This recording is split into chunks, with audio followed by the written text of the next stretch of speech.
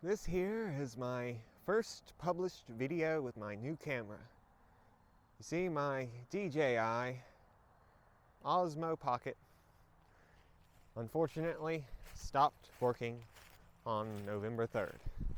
It was on, it was recording, but when I went to turn it off, it would not turn off. So, a few days later, I bought the latest and greatest DJI Pocket 2. No Osmo in its name. DJI wanted to save 4 letters. So, bought it. It got stuck in Memphis for about 2 weeks. Finally got it earlier this week. On Thanksgiving Day, I finally unboxed it. And I spent about 3 hours trying to activate it. And DJI products, as much as I love them, they aggravate me so much because of that nonsensical activation that you need. You gotta wire it up to a phone. You can't just wirelessly connect to a phone, you have to wire it up to a phone and activate it, which makes a little bit more sense with a drone, but with these, I have not used a phone with my Osmo Pocket, the first one, since the very first day. I do not think I will ever use a phone with this one again. And with this one, what I ended up having to do was I realized that it wasn't so much my phone that was the issue.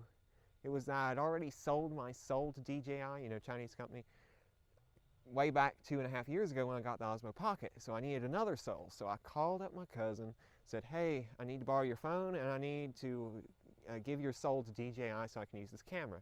She's like, okay, sure. So sold her soul to DJI and I got to use this camera, activated it, and I am marveling at its greatness. The wireless microphone is fantastic. I cannot think of another thing that slave labor has made that has impressed me more, besides maybe the iPhone.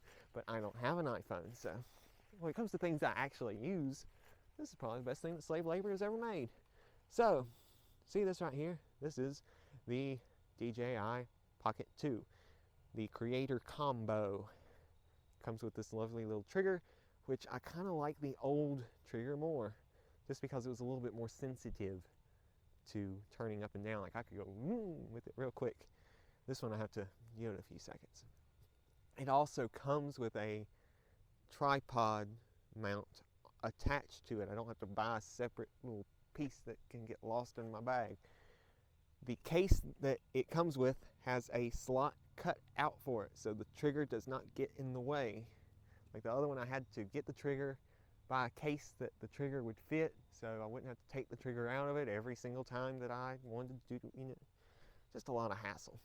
So, I already caught my first train with this thing though, earlier today. It was CSX's Black Friday special. It was 2 empty coal trains for the price of 1. And I'll publish that on Monday. Most foamers I'd ever seen on Green Road. I love this camera though, so far. I like being able to go on nice tangents, without having to face the camera, walk away. I like it. It's working pretty good. So thank you for watching this. Sorry you had to adjust the volume on your computers to go up to this. I'm going to have to turn the audio up on all the edited videos, but I've had to do that with basically every microphone that I've used besides my lovely Sony FDR AX33. But still. So make sure to turn your volume down on your computers before you start watching the next video, whatever it is, so you don't get your ears blasted out. So, thank you all for watching. Have a great Christmas and rest of your 2020 as this camera very slowly pans up to the sky.